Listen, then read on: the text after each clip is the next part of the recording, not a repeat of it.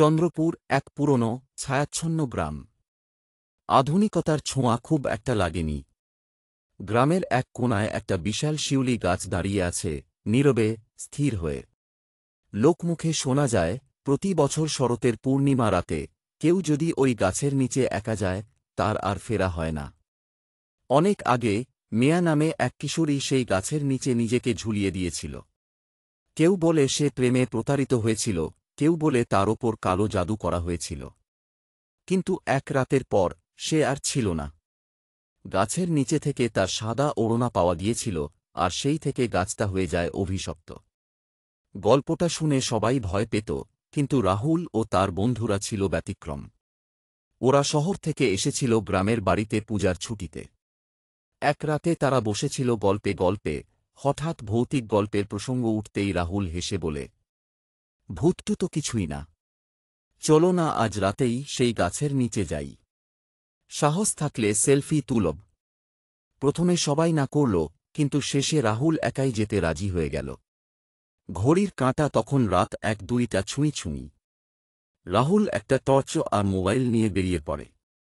রাস্তা ধরে হাঁটতে হাঁটতে সেই গাছটার সামনে এসে দাঁড়ায়। চাঁদের আলোয় গাছটা যেন রূপালী জালের মতো ছায়া ফেলছে চারদিকে। হাওয়া নেই, তবু পাতাগুলো যেন কাঁপছে। চারদিকে একটা অদ্ভুত নীরবতা। হঠাৎ শিউলি ফুলের গন্ধ ভেসে এল বাতাসে। রাহুল হাসে, ফুল তো গাছেই থাকবে, ভয় পাওয়ার কিছু নেই। হঠাৎ মোবাইলের ফ্ল্যাশ অন করতেই গাছের নিচে দেখা গেল একটা সাদা ছায়ামূর্তি। মুখ নিচু করে দাঁড়িয়ে আছে, চুলগুলো খোলা, কাপড় ভিজে, পা নেই। রাহুল চিৎকার করতে গেল, কিন্তু গলা বন্ধ। ভয় পেয়ে পেছন ফিরতে চাইল, কিন্তু সে হাঁটতে পারছিল না। ছায়ামূর্তিটা ধীরে ধীরে মুখ তুলল। সেই চোখ, লাল জ্বলন্ত চোখ, মুখটা বিকৃত, কান্নায় ভেজা। ফাটা ফাটা ঠোঁট, ছেঁড়া গলা, আর চারদিকে হিমশীতল কুয়াশা। মেয়েটি ফিসফিস করে বলল, আমার প্রেম তুমি কেড়ে নিলে কেন? আমি একা, তুমি আমার হবে। গাছের ফুলগুলো তখন নিজে নিজে পড়তে লাগল রাহুলের গায়ে। তারপর পরদিন সকালে গ্রামের লোকজন রাহুলের খোঁজে বের হয়। গাছের নিচে পাওয়া যায় রাহুলের মোবাইল। স্ক্রিনে সেলফি তোলা ছিল, ছবিতে রাহুল নেই, আছে শুধু এক সাদা পোশাক পরা মেয়ে। চোখ দুটো লাল, ঠোঁটে একরাশ হাসি।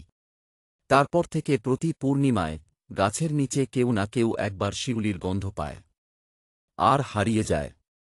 তুমি যদি কোনোদিন গায়ে যাও আর হঠাৎ শিউলির গন্ধ পাও, সাবধান থেকো, কারণ মেয়া এখনও অপেক্ষা করছে।